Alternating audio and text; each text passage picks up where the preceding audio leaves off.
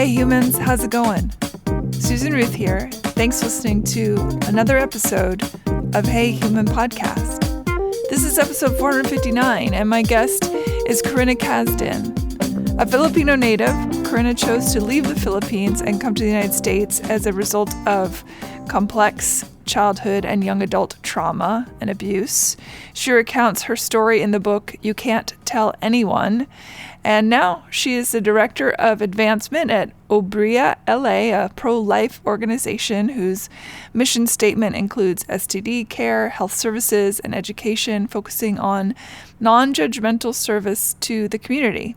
She teaches at Obria as well, and she and I had a really interesting conversation. I really enjoyed it. Big trigger warning, of course, sexual abuse and child abuse on this episode. You may have noticed I haven't had a weekly episode for a little while.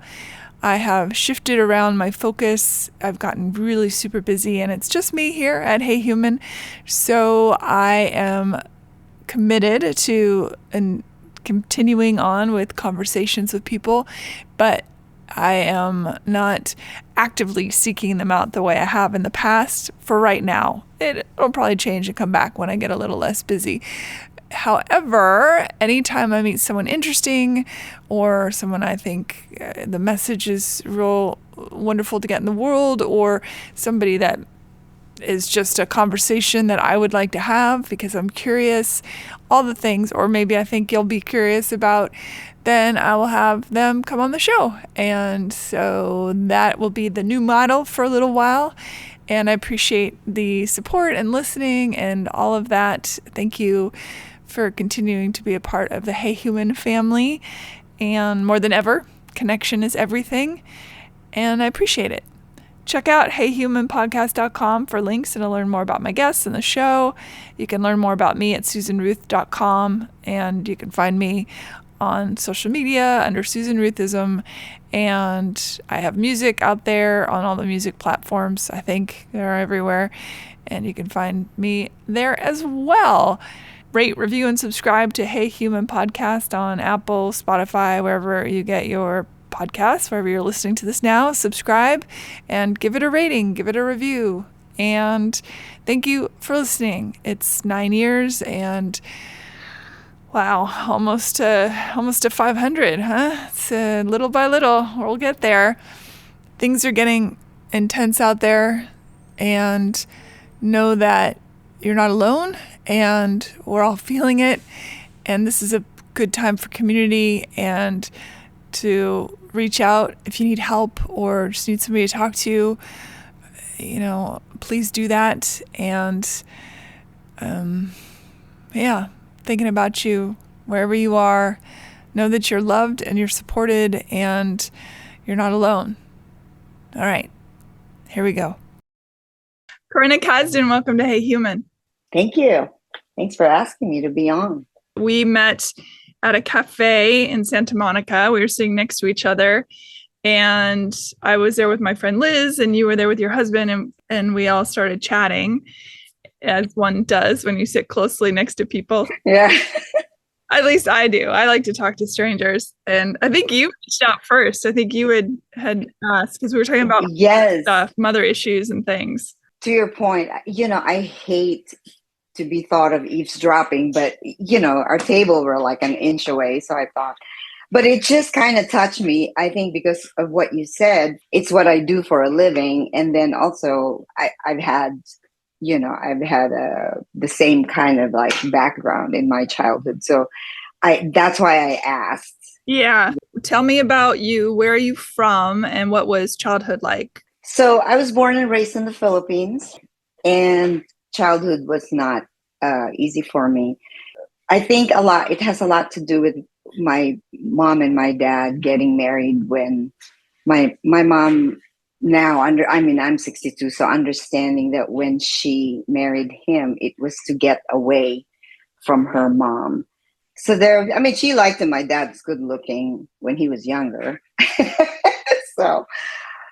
But I don't think she was in love with him based on the conversations we've been having now. But her mother was very, very strict.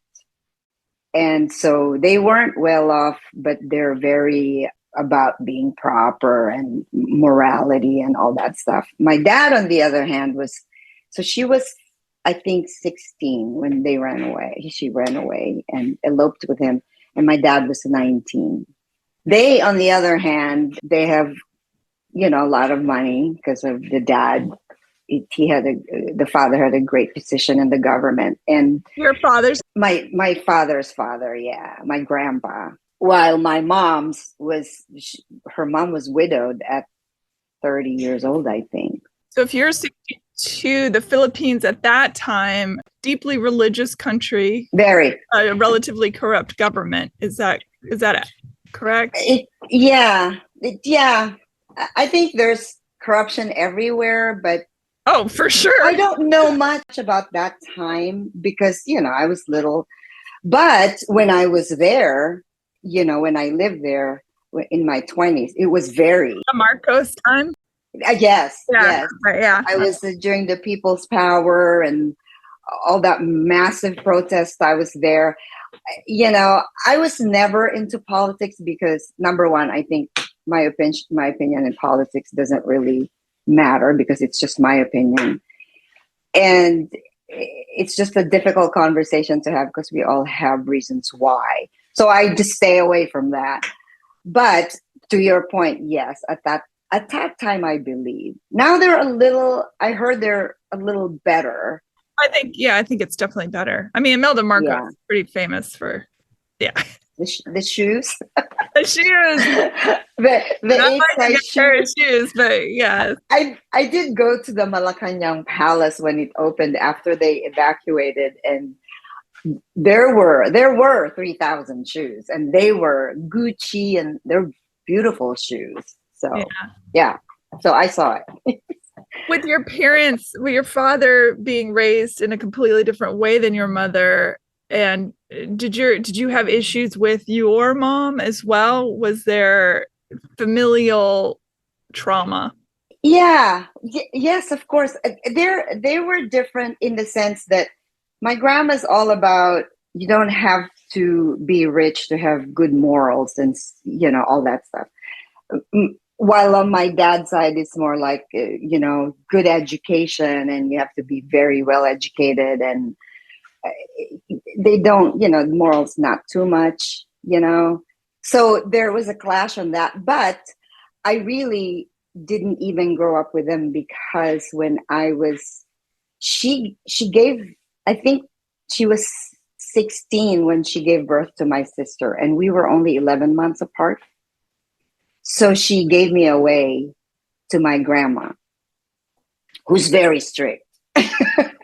So her own mother. Her mother. Yeah, her mother. She was trying to escape her mother, but she was willing to give her daughter to the woman she was trying to escape. Yeah. Yeah. I think she didn't have an option. I don't know. That's a good question. I never asked her that. But I grew up with that grandma. Her name was Corazon. And then my dad's grandma is completely separate, like very different culture to your point. My mom's mom, you're not, the shades are always drawn down. You don't look out. You don't play on the streets. You don't talk to strangers. You don't wear short skirts. It's just very, very, 3 of her sisters wanted to be a nun. So they're very conservative. While on my dad's side, I loved it going there for the summer because my grandma there lets you play out in the streets, and we're just very free. She didn't care as long as we're happy.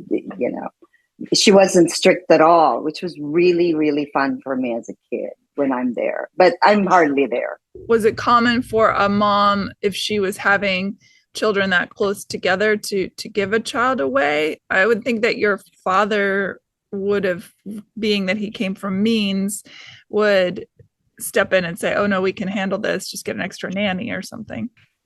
No, yes and no. Well, yeah, I think it's very common for them to help out.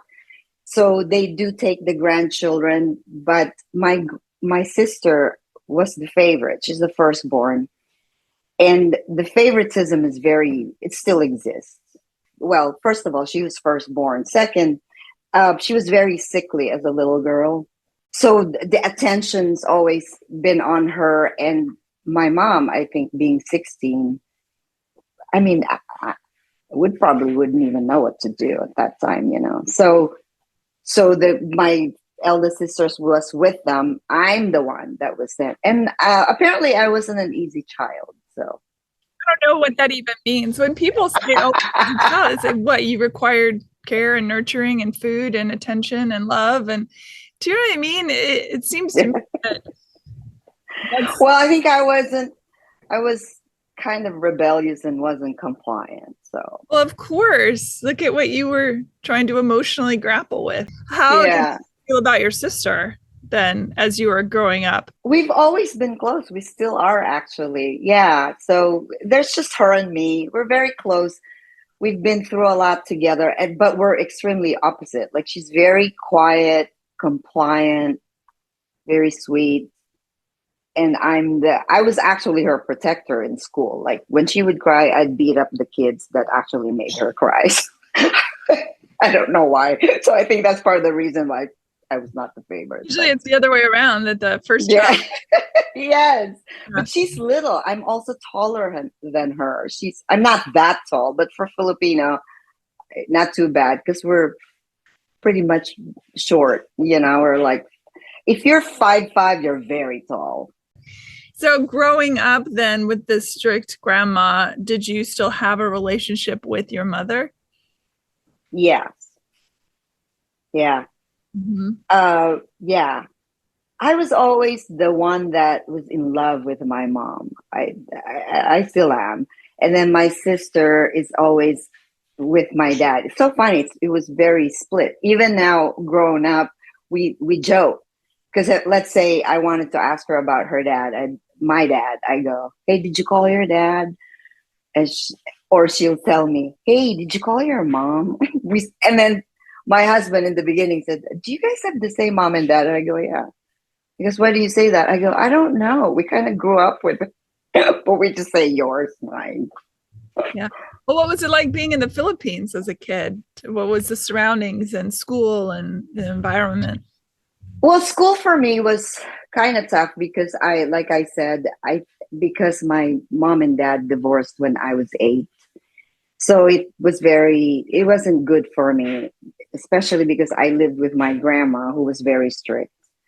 So I've always wanted to run away, which I tried so many times. And then a lot of bad stuff happened to me because I tried to run away. I never saw my mom.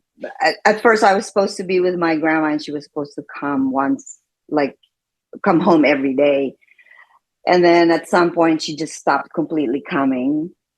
So I had to go look for her. Very lonely childhood for me, I would say. Very traumatic, very lonely. So there was nothing in my childhood that was fun, except when I was playing. I like that with my cousins when I was a little girl. I assume you were abused then. Oh yeah, I was actually sexually abused. I was abducted when I think I was 13 years old. Well, I'm sorry, I'm laughing about it now. It's been a No, while. I laugh at trauma all the time. Yeah. Yeah. Well, I finally found where my mom lived. And so I walked over. I cut class to visit her. So I went there. And I was doing that a lot often because I was seeing her. That's the only way I could see her. So I would cut class. My grandma doesn't know. And my mom never told on me. So we would see each other. So her neighbor, she lived in this home. It's like a communal home where there's 2 bedrooms, but you share everything else. So there was another family on the other side of it. And there was a guy there that's the brother of the wife, I think.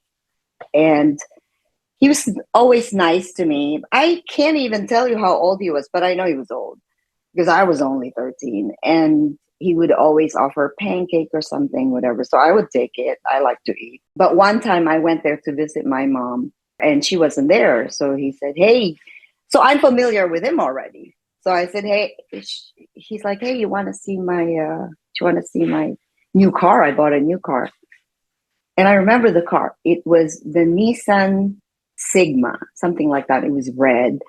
And I said, okay. So I went downstairs and I was looking at the car. It was a pretty car. And then he opened the door and he said, look, the whatever that was leather, whatever. And I looked because I was trying to be nice, But then he put a gun in my on my side and he said, yeah, and he said, go in there. I was smart enough to know that if I was scared. Like I thought, okay, if I did something, he might kill me. So I will just be okay. So I said, okay. So I was sitting in the passenger seat with him. So he got in the car and he said, I really like you and I'm going to marry you. Don't worry.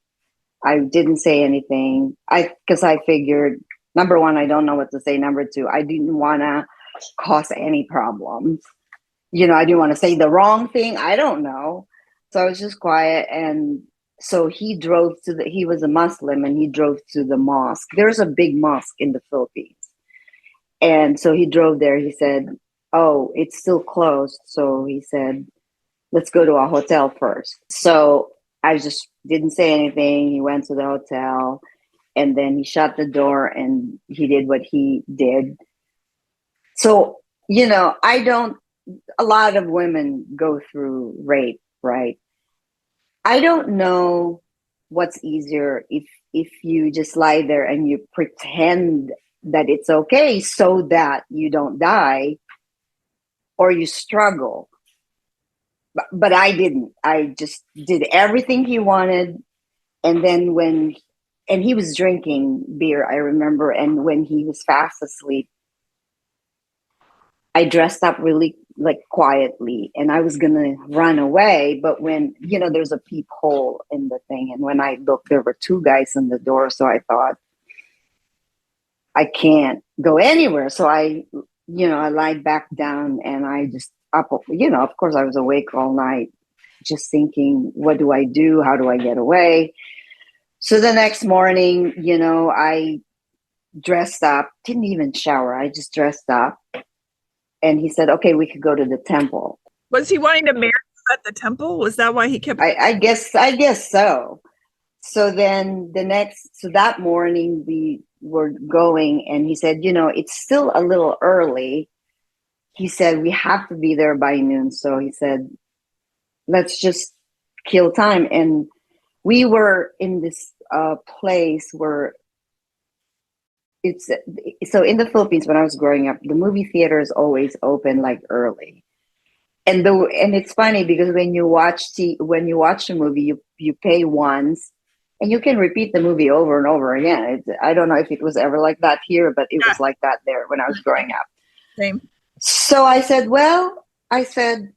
why don't we watch a movie first? I said, so we could do something. We can watch a movie first. So he said, okay, that's a good idea. But that day, for some reason, I think my shoes was new. I wasn't sure, but I had a blister on my toe. And I said, I have a blister. I can't walk anymore. Could you get me a Band-Aid? So it was across the street where the cars are going and there's a Rite Aid here, but it was Mercury drugstore. And it was across the street and the theater was right where we're standing. And he said, oh, okay. Because of course he trusted me at this time. I never said anything. I never did anything. So I knew he kind of trusted me. He said, okay. I said, okay, I'll just wait here. He said, okay. And it was a glass window, so I could see what's going on across the street. And as soon as he got in there and he started talking to the lady, I started waving my hand. Just like this for some car to stop. And this red van stopped and picked me up. And I said, please go because someone's running after me. I need your help. Just go. He says, where do you want to go? I said, I don't know. I don't care. Just go. And I saw him run out and just got into his car. I think he followed us just a little bit and then we lost him. To this day, I am a believer. And to this day, I truly believe in my heart. it was an angel that was there for me, because I don't even know who this guy is. And that's not a normal thing in the Philippines. You don't go into someone's car and then they drive you away and they help you and they take you to where, and I was only 13. So, you know what I mean? So he said, where do you want to go? And he dropped me off to my friend's house. So I got away and nobody knew. And my dad didn't find out about it until I think 20 years ago when I told him. My mom found out about it, I think maybe 6 years, maybe 5 years ago. So you never charged or anything? No, because I don't know. I think I was afraid that if I told them, I'll get in trouble, because why was I cutting classes? I was afraid they'll be like, if you didn't cut class and went there, that wouldn't have happened to you. Did you ever see that man again when you went to visit your mother? No, I never went back. Okay. Yeah. So I was scared. So I never went back there. Mm-hmm. And I don't know. Thinking about it, I think I was just, I didn't think a lot about a lot of things growing up. I think my thoughts was always, where's my mom? Or I want to grow up so I can get out of here. Just stuff like that. It wasn't like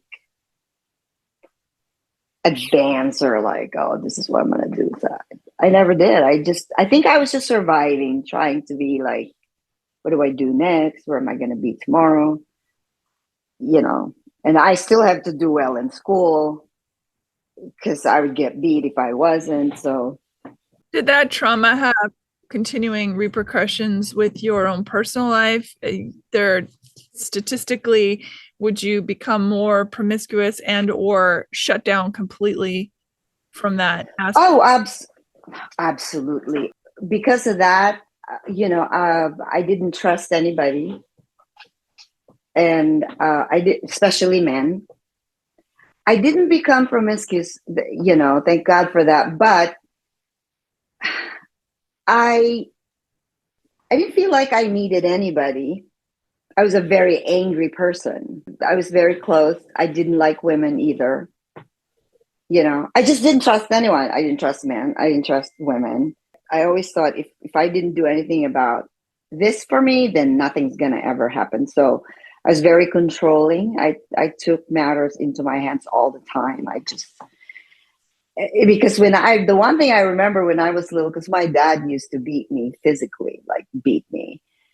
And I used to think to myself, nobody will ever, you make vows when you're little, when I grow up, I would never, ever have anybody say this to me or hurt me or do this to me. But the strange thing about that is that you make decisions based on all those fears anyway, and then you end up being like a doormat, like I was a people pleaser, but then I didn't like being a people pleaser, but then I was a people pleaser because I always thought life was quid pro quo, right? If I don't do this for you, then you're not going to help me. So I was exhausted, like emotionally, mentally, even physically, just taking on so much stuff in my head, in my emotions. I just never felt, I was never happy. So it was a burdensome life, I think, for me. How did you pull out of that? Did someone come along to help you, or did you wake up one day and say, I can't keep living like this? No, I actually was born and raised Catholic, and I became a Christian.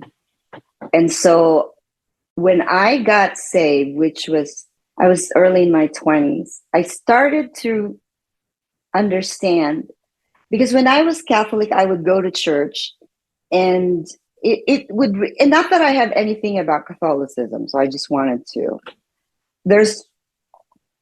I believe, because they believe in God, but I'm a non-denomination. So, but I just was never, like, my grandma would always take me to church as a little girl. Like, it was a must. We have to go to church. But I understood nothing. Like, I would go there and everything was just what the priest was saying. I just had no idea what the Bible was talking about.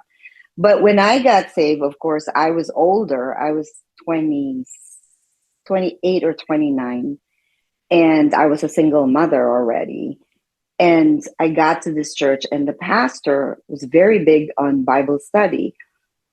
And he was teaching from the Bible, and I started to understand what forgiveness was and why Jesus died on the cross for us. And so then all this wrong things in my head, like I always thought there's a big God up there just waiting for me to mess up and then just to punish me. I feel like every religion comes with its tenets that of guilt and shame, and I think it's important to build, if you do believe in something bigger than yourself, to build that for yourself, regardless of what the institution of religion is telling you, because it's a deeply personal experience to come to your higher power. I think that what you said, they're personal. And I used to laugh because I when I was a new Christian, people said, "Did you receive Jesus Christ as your Lord and personal Savior?" And I was like, "What?" I mean, I don't understand what that meant, you know. But the relationship with Him is very, very personal, and it is what set me free. Because when I was, you know, and I think there are stages of when you start to become a believer. You know, at first you're listening to just whoever is there teaching you, which is great. I think we all need someone teaching us in the beginning. But it's so important to cultivate your own relationship. And I got mine from reading my Bible and doing my own research. And him experiencing a lot of things that he was present in my life. So my relationship with him is very personal.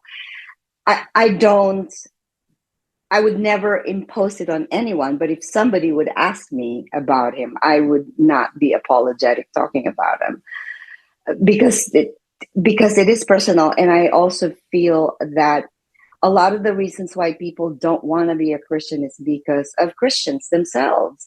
Yeah. They've messed it up for people who want that. It's almost like, it's funny to me because, you know, observing some, not all, of course, but observing some of the Christians, for some reason they get saved and they feel like, okay, I'm in a different place than you are, but you're not.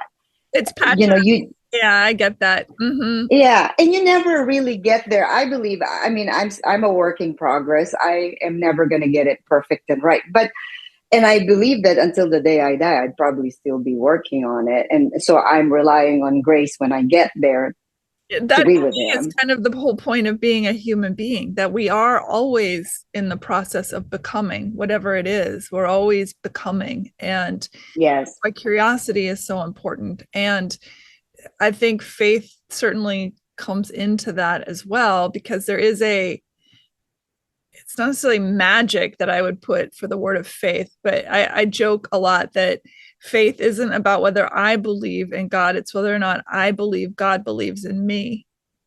That's where the faith comes in. And that accepting that. Yep. Yeah. Accepting that. Yes. Through my foibles or flaws, that of course I'm worthy of being loved by anyone and anything that exists in the world. That's why I think dogs are so incredible, because dogs, to me, if there's any animal that exemplifies Christ consciousness, it's the dog. Oh my gosh. Okay, so I have a Rhodesian Ridgeback. He's 4 years old. He's huge. But I always thought, my daughter and I, we just love dogs, and my husband does too. I always thought about dogs this way. I always thought that God created dogs to have a little example of what unconditional love is. Mm-hmm. Because it doesn't matter what you do. This dog will wag its tail. You could beat it, and when you come back, it'll still wag its tail like you never did anything to him.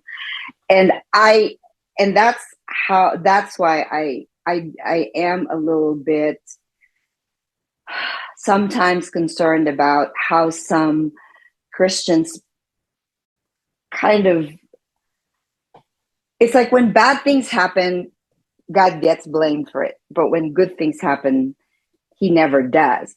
And also they make God out to be this fearful, judgmental, requiring a ton of stuff to be with him. And he doesn't. Old Testament OG God is pretty intense. And then the yes, gospel Christ is, or Jesus, not even, because yes, it's to be Christ, yes, but is a whole other experience.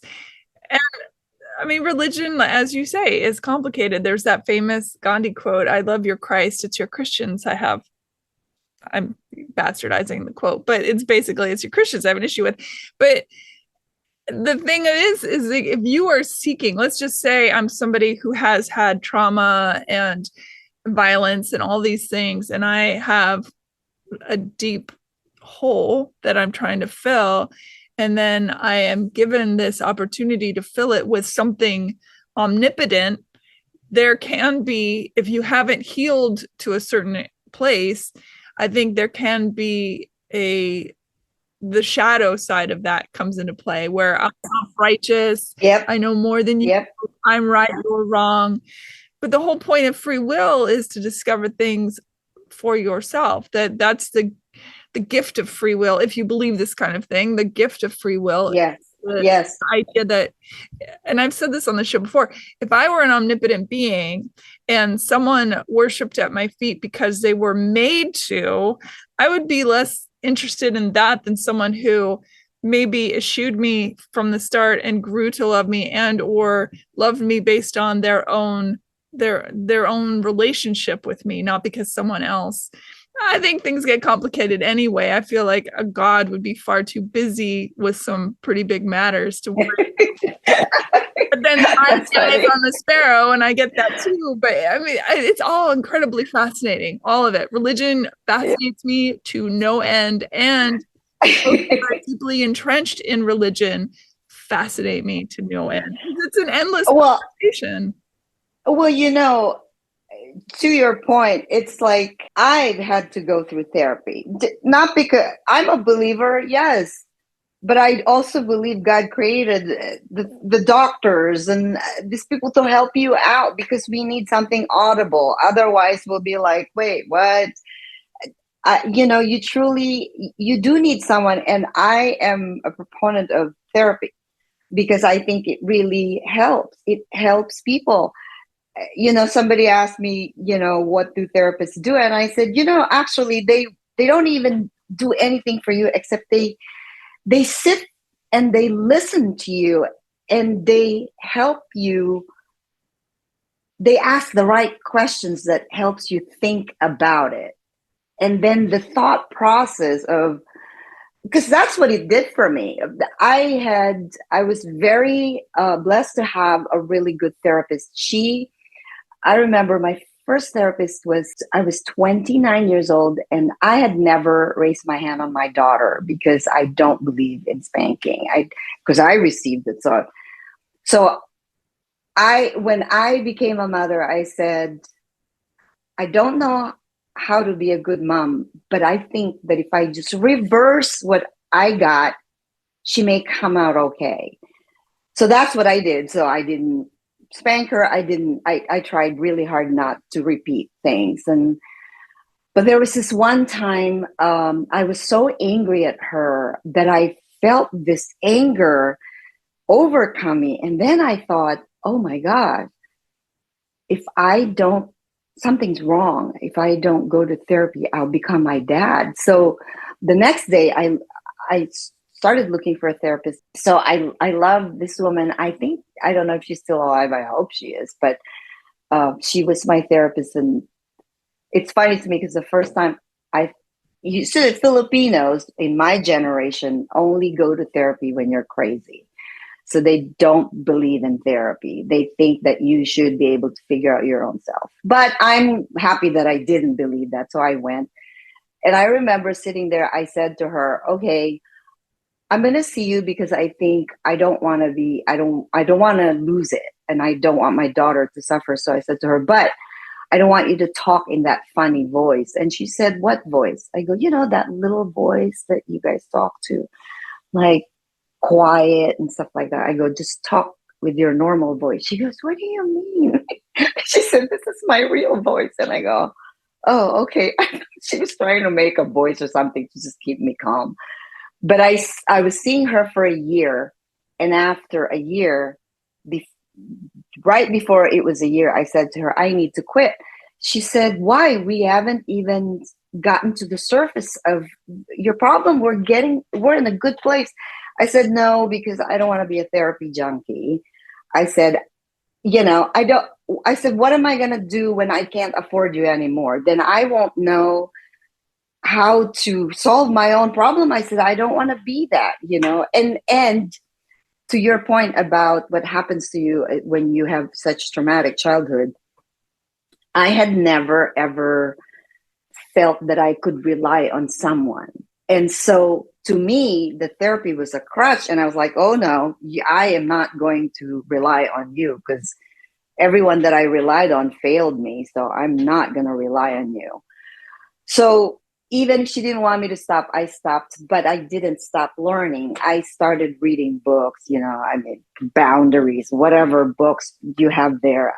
Actually, the latest book that I really love was The Body Keeps the Score. I love that book. Good one.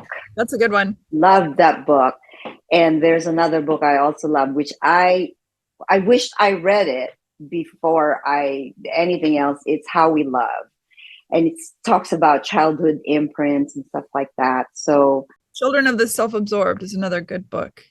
Children of the Self-Absorbed. Yeah. It's a good one.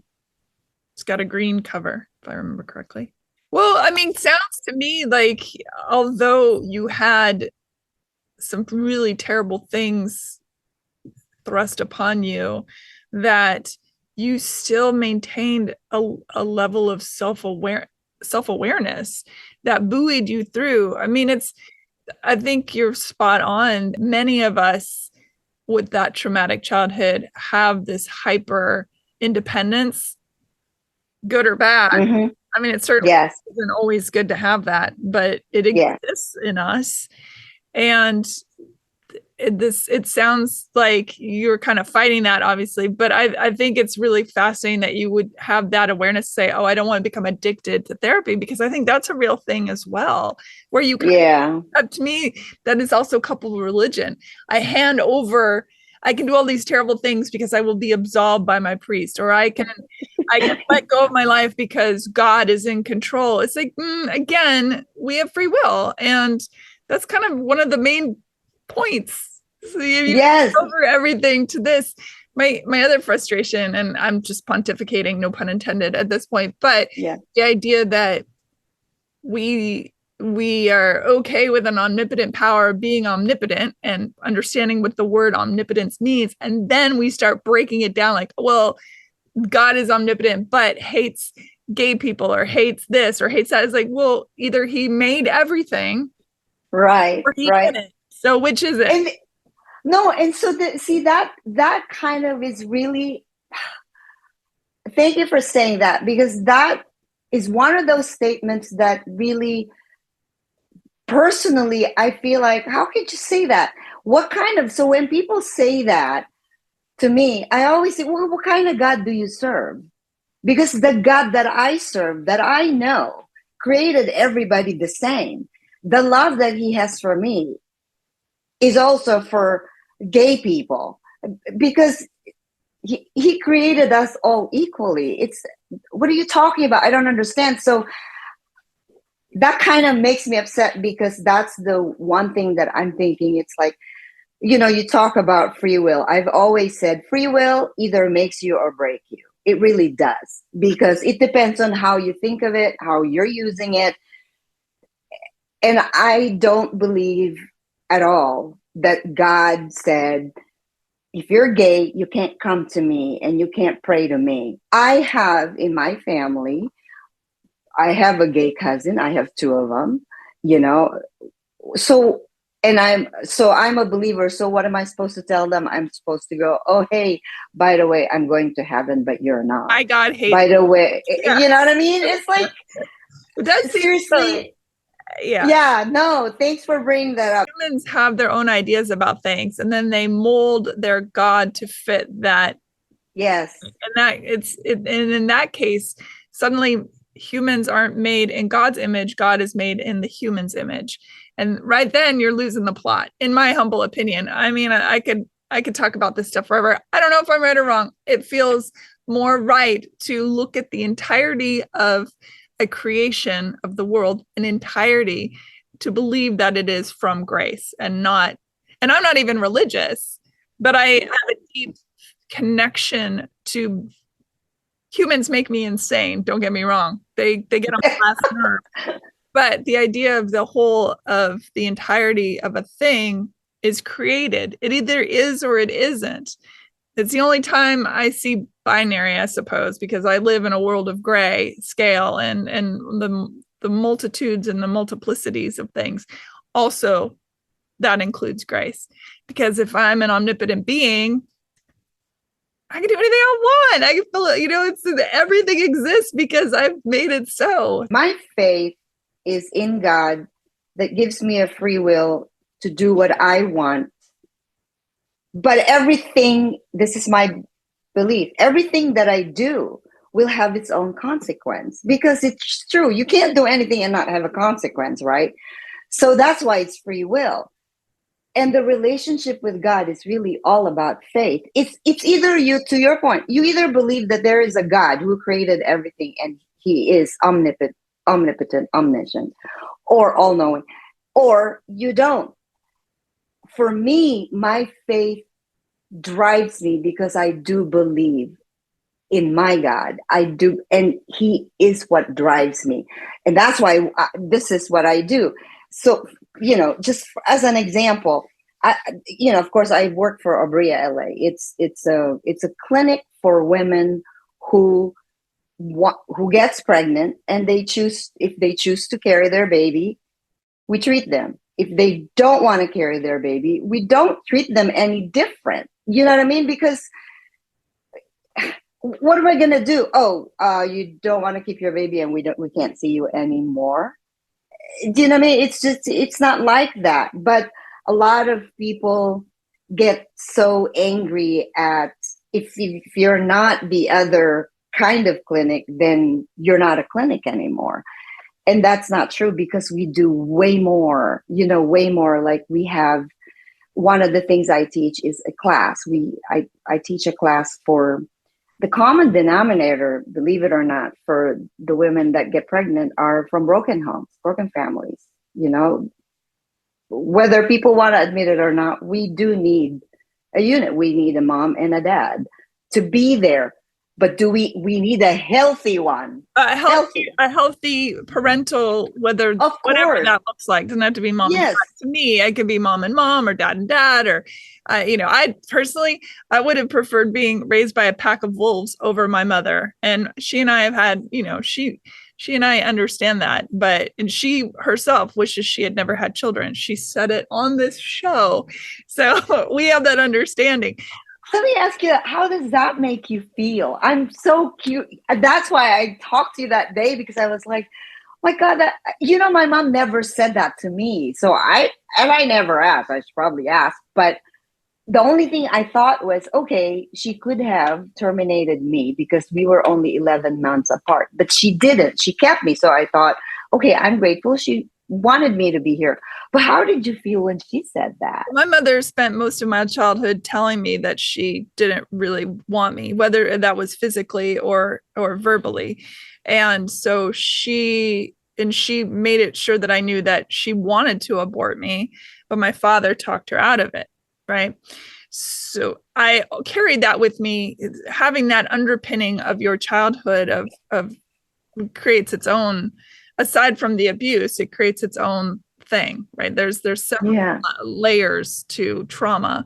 But I had her on the show and I asked her, and I already knew the answer. So it wasn't like a big surprise that she made choices in her life because of what she thought she was supposed to do.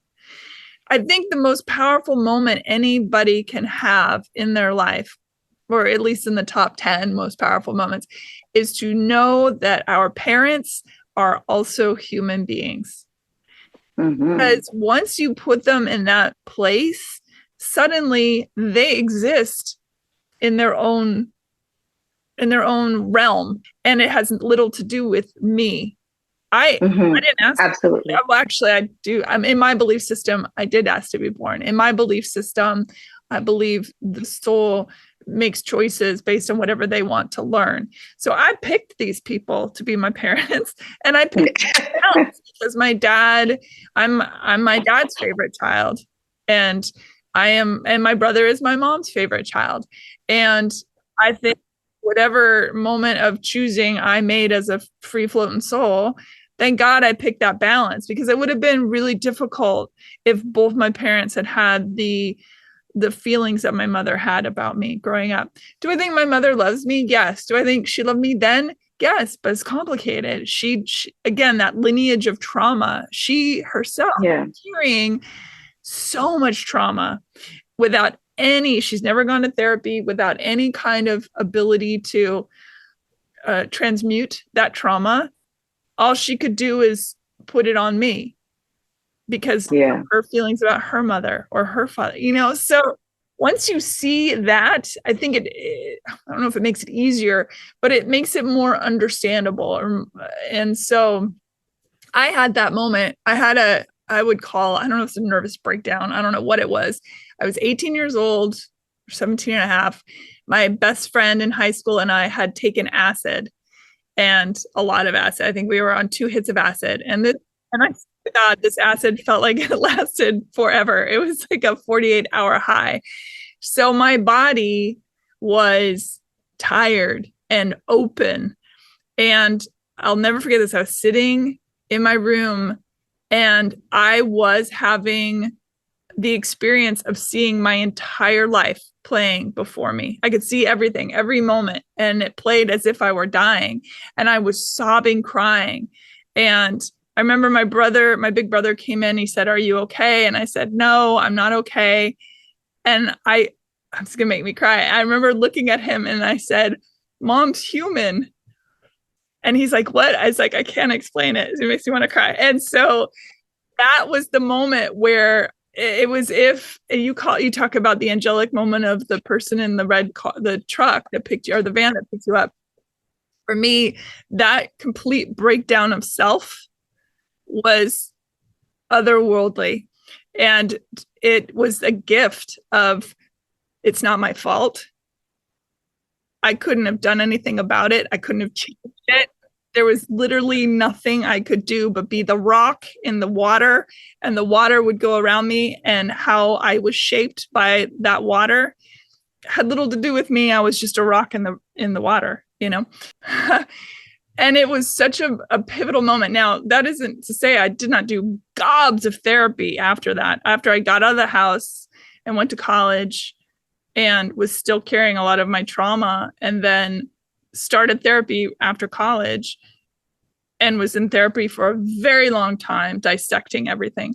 But I really do think that moment in my room was really the breaking open. You have to break open. Yeah. Finally, that current hit it that shatters it. Yeah. That was a very long story, and I don't even know what my point was in all of that. No, thank you for sharing. It's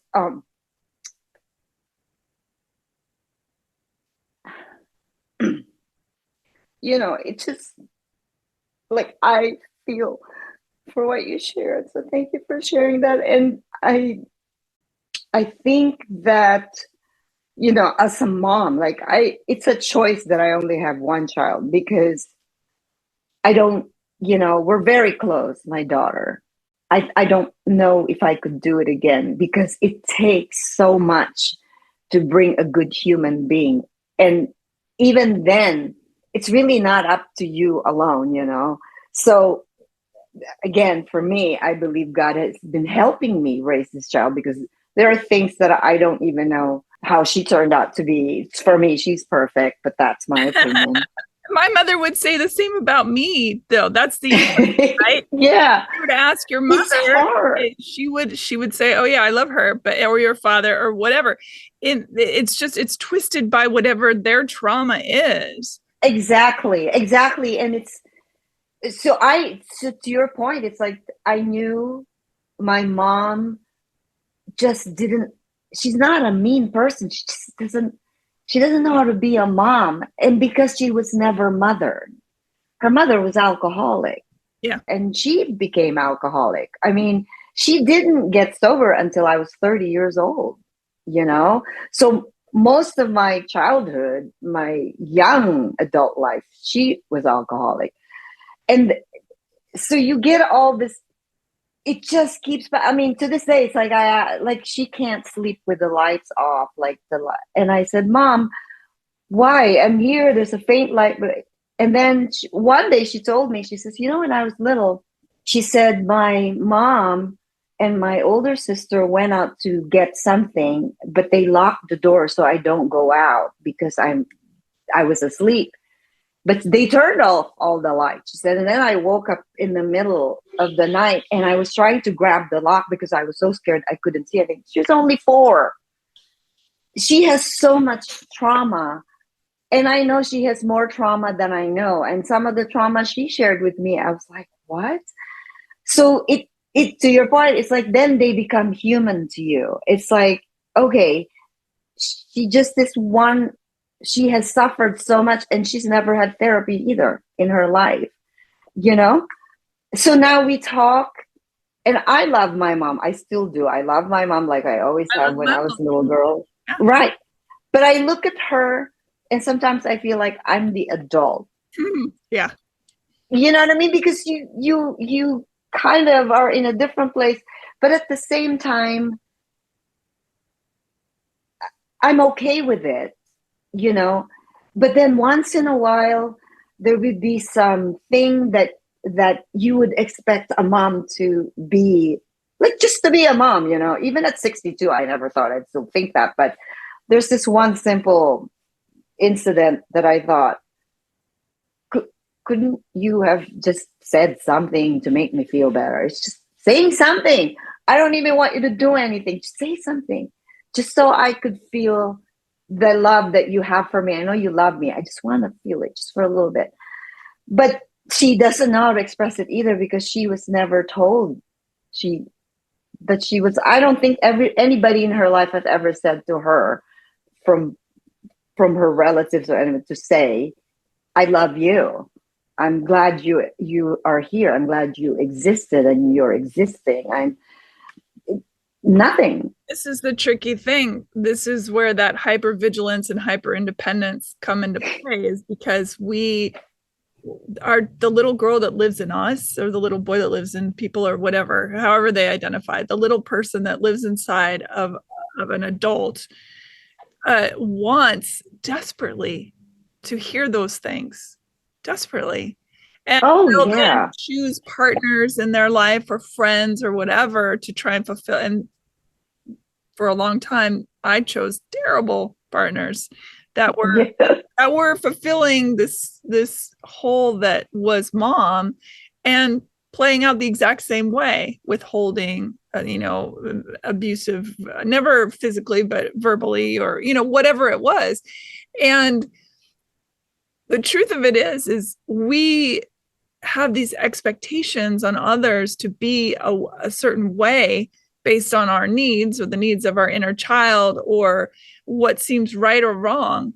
And it's that thing about, you're just drinking the poison tea that you prepared for someone else.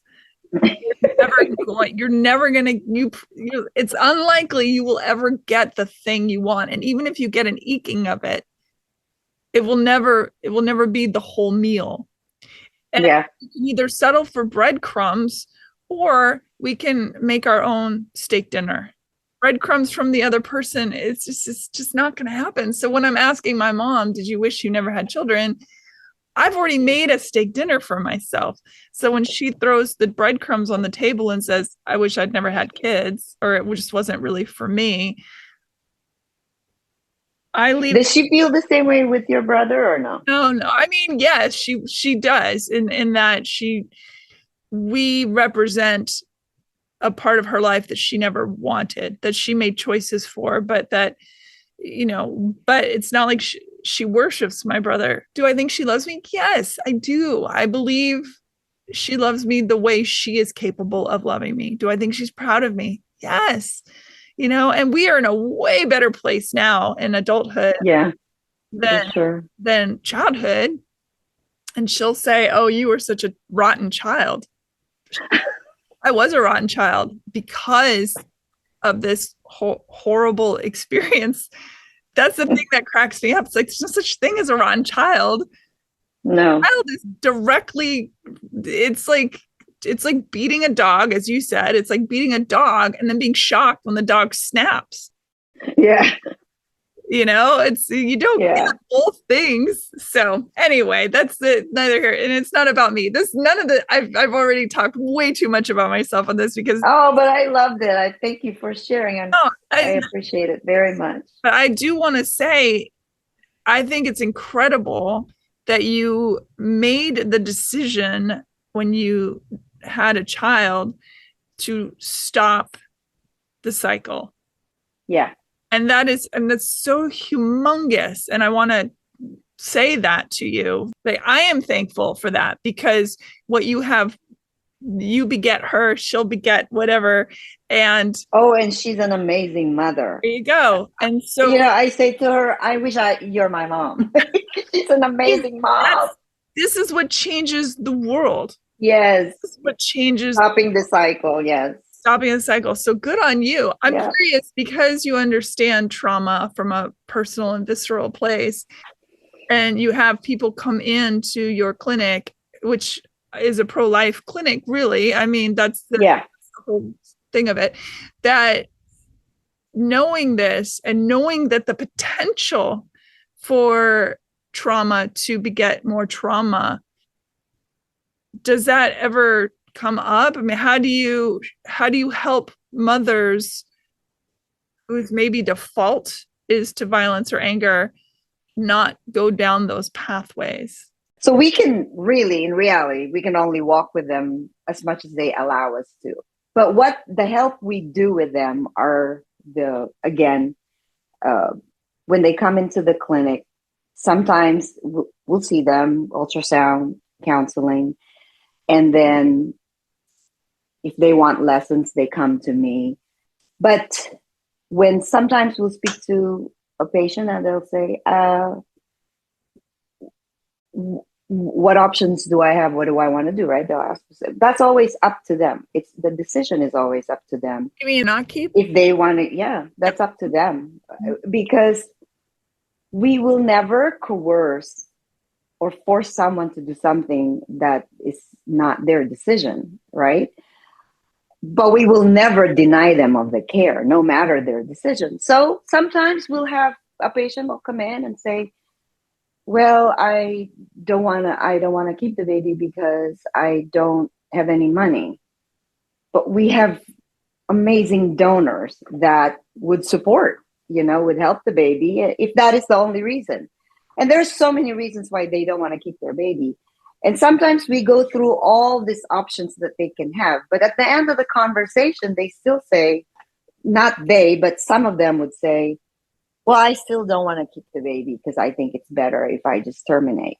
So we say, okay, when you're done doing what you decided to do, please come back to us, because we want to help you with abortion recovery ministry, because we do have abortion recovery ministry, because they know what they're doing. And there's this guilt that plagues them, and they would carry this, and it will not allow them to move forward. And then they will just completely walk away from God. Instead of drawing to God, they'll think, oh, God doesn't love me anymore. And we have some women that even think the reason why they can't get pregnant is because they had an abortion when they were a teenager. Number one, that's so far from the truth. Again, we don't believe in a God that does all that stuff that people say God does.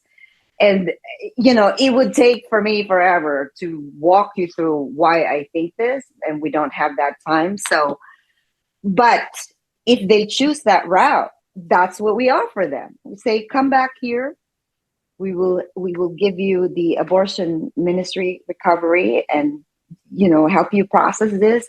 One time we had a patient, she went through one of our recoveries. She's actually in her late 60s. And she never had, recovery ministry for that. So she said, while going through it, she said, I would like to have a burial just as a symbol. And so they said, okay. So she got a box and they prayed, and then That's beautiful. they buried it. Yeah, they buried the box and we prayed with them, and then they go home. There is nothing more precious than seeing someone receive forgiveness for themselves because they believe that God forgave them. The difficulty is that they can't forgive themselves. That's where the problem is. It's like we believe in God who forgives, no matter what you've done. If you truly are remorseful, he does offer forgiveness. You don't have to flag yourself or do anything or penance to be forgiven. He's done that. That's why Jesus Christ came and died. That's what I believe. That's what we believe. But for the person that had done that, they can't forgive themselves. So they keep beating themselves up. And it takes a while for them to understand, no, you don't have to do this. You just move forward and you just make better decisions. You're okay. You don't have to punish yourself, So that's a big part of what we do. We also have postpartum, like we offer IV infusions for vitamin B because we know they get depressed. Some of them, they get depressed. We also have what we call the Village Acts. So so we have a doula and a volunteer come to the house. So you sign up. Let's say I'm pregnant and I sign up for, we're starting to do it every other month to go to their house, and the doula will help the mom with the baby. But the other volunteer will just help. What do you want? You want us to clean your house? You want us to wash your dishes? Because the truth is, if that mother is not in a good place, that child is worse off. We know that, right? You know that, I know that. So our support is always as much the same way as we care for the baby, but we also care for the moms because they come together. You can't just say, yay for the babies. What about the moms? They just have to be together because it is together. You don't just fight for one, you fight for both of them. And so that's what ObriaLA does. We have 3 clinics actually. That you lead with love. Oh yeah. And acceptance and no judgment. Mm-hmm. No judgment. No, I mean, you talk about gay people. We see men also, but only for STD. And they come to the clinic. We have gay patients come to the clinic. We don't say, oh, you can't come here because we're Christian, then we can't accept you here. That's insane to me. If you truly believe in God, you truly believe that Jesus Christ came and died on for your sins so that you don't have to earn that forgiveness, and you turn away people coming to your clinic, then you're really not doing what he's called you to do. So we're very big on being non-judgmental, and we accept everyone. We don't pick and choose. Yeah. So Corinna, tell people how they can find you. Our website is www.ObriaLA.org. And everything they need to know about is there. So it's we're a nonprofit organization. So if we don't want money to be a problem for them to come. Most of the people that come to us, sometimes they can't pay, so they'll pay as little as $10. And we accept all insurances, but if they don't have insurance, they can still come to us. We will never turn them away, basically. So, sure. Yeah. And do you have did you write a book Is that correct? Yeah, What was the book? I did. The book is on Amazon and it's called You Can't Tell Anyone. And it's by Corinna Yeager. That was my last name back then. It's actually my autobiography. It's all the trauma and my childhood. It's very detailed. It's all in there, very transparent. Mm-hmm. So You Can't Tell Anyone. And that was the title because it was under the premise of my entire life. All this trauma happening to me, I couldn't tell anyone because I'm not supposed to. It's our culture. You don't talk about stuff like that. You don't say anything. And every culture, so all the culture. Yeah, it did. Yeah, I actually thought it was more my culture and my generation. I thought, but yeah, if there is an evil force operating in the universe, it is silence. Yeah, and shame. Oh, shame. Yeah, big time shame. Yes. Corinna, thank you so much. Thanks for having me. You're so kind. Thank you. Never thought I didn't even know you did this. Well, I mean, we just met at your sandwich. I know. I was like, that's awesome. And I looked at your website. I was like, oh my gosh, she does this. You have a lot of followers. And so I'm grateful for your time. Thank you for having me. Oh, it's my pleasure. And I liked when we were just chatting at lunch, it sounded to me, and I was sort of vibing on you that you do lead with love. And even if it's I'm pro-choice 1,000 times over. I am, of course, yes. However, I think it's important to hear so many voices. And just because someone is pro-life doesn't mean that they are a terrible person. No, I know. And it's true. And also, just because you're pro-choice doesn't mean you're a horrible human being. Right. I'm not out there trying to kill babies and all of that kind of stuff. Never in my life have I ever met someone that's been blasé about an abortion. Not one. No. Yeah. Anyway, I can talk to you forever. Yes. Thank you for listening, everybody. Be well, and I'm sure I'll see you out and about. And yeah, if you ever need anything, I'm here for whatever. Bye. Bye.